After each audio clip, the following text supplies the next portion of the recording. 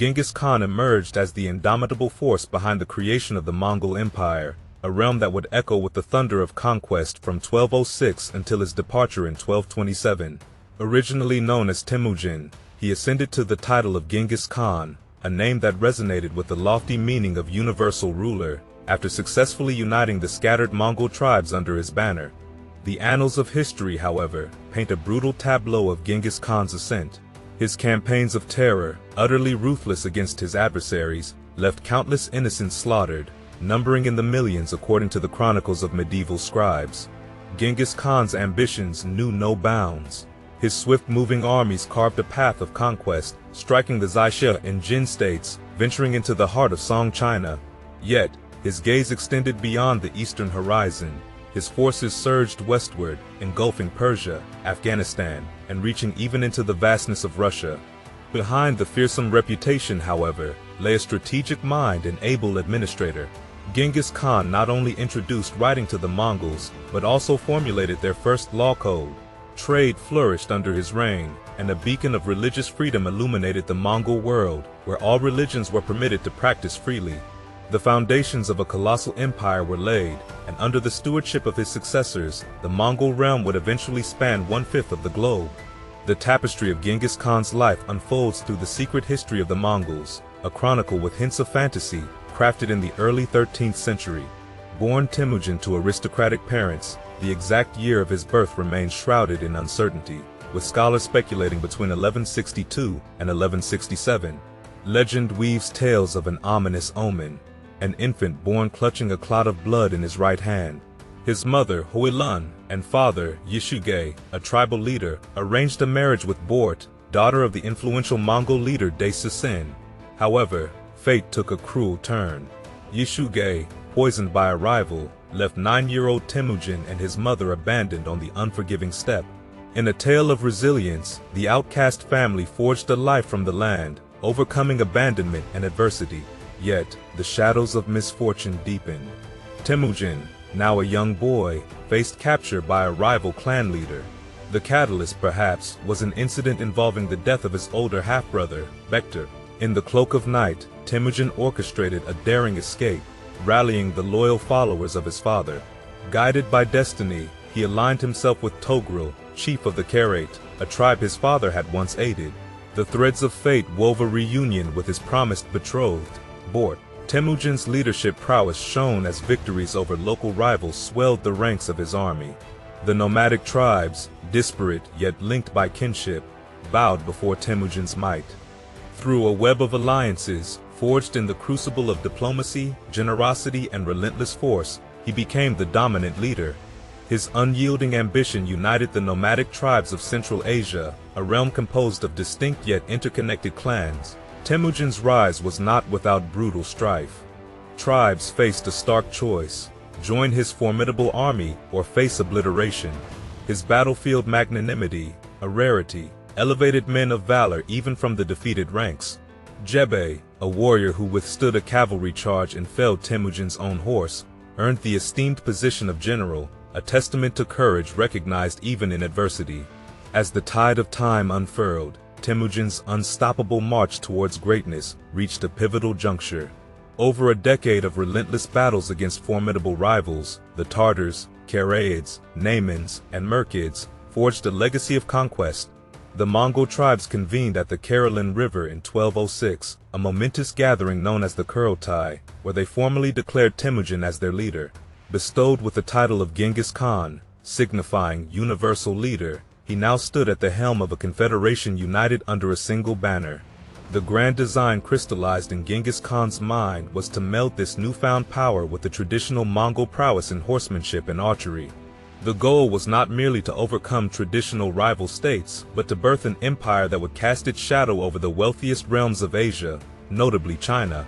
While Genghis Khan might not have embarked on this path initially, destiny guided him towards an unprecedented conquest.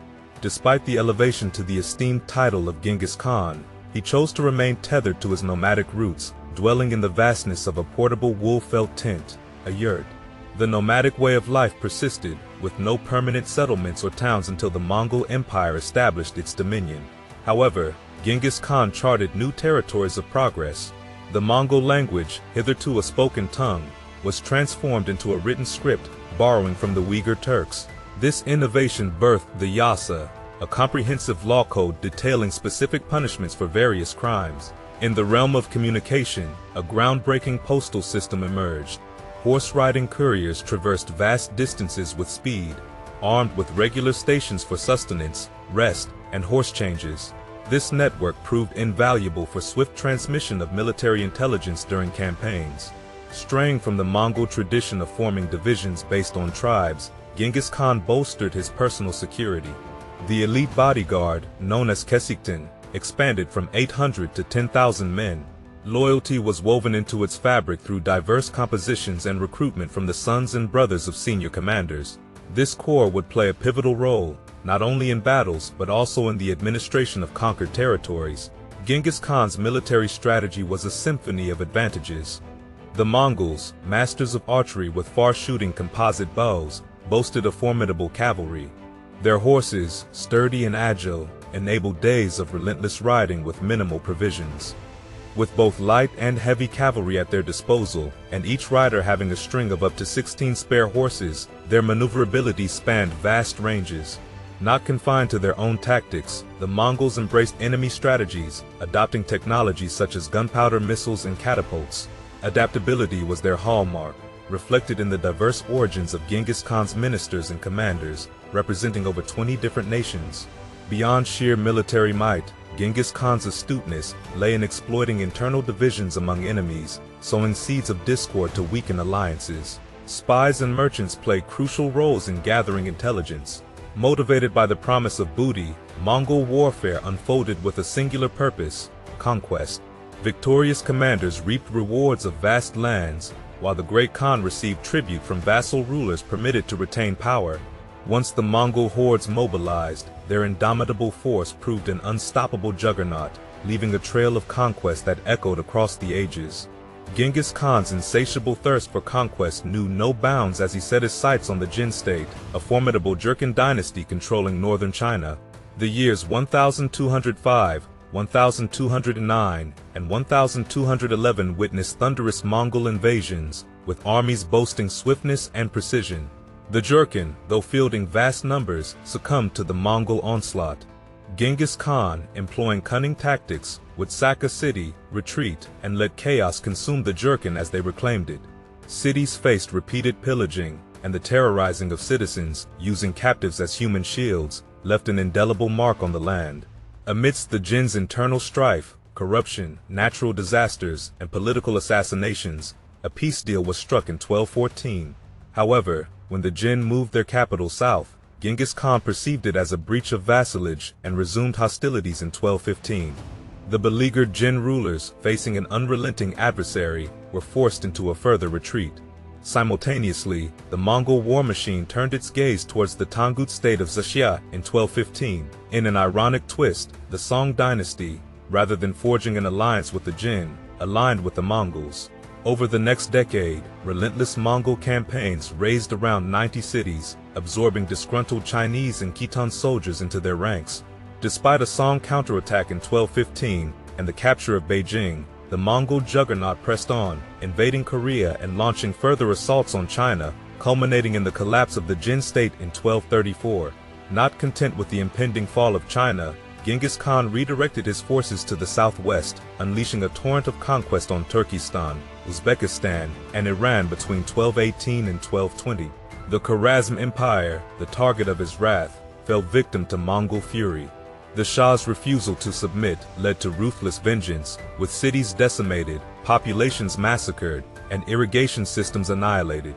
Genghis Khan's moniker, the Evil One, or the Accursed One, echoed through the annals of history. Even as the Mongol tide swept through Western Asia and encircled the Caspian Sea, Genghis Khan recognized the need for stable governance in his vast territories. Rulers were often permitted to retain power, religious tolerance prevailed, and international trade flourished under Mongol protection. The legendary conqueror breathed his last on August 18, 1227, succumbing to an unknown illness, possibly exacerbated by a fall from his horse months earlier. The news was concealed from the Mongol army until the city of Zhongxing capitulated. Genghis Khan's body was transported to Mongolia for a secret burial near the sacred mountain Burkhan Kodan. Anticipating power struggles among his successors, Genghis Khan had already charted the division of the Mongol Empire among his sons, Joshi, Chagatai, Tolui, and Ogedei. Ogedei ascended to the position of Great Khan in 1229, a role he held until his death in 1241. The Mongol Empire continued its expansion, notably under Kublai Khan, Genghis Khan's grandson, who conquered most of China and founded the Yuan dynasty. Genghis Khan's legacy transcends the borders of his empire. Revered as a godlike figure and the father of the Mongolian people, his worship endured through the medieval and modern periods. In contemporary Ulaanbaatar, ceremonies continue to honor the enduring imprint of this extraordinary leader. The Mongol Empire, a testament to Genghis Khan's vision and conquest, etched its mark as one of the largest empires in history.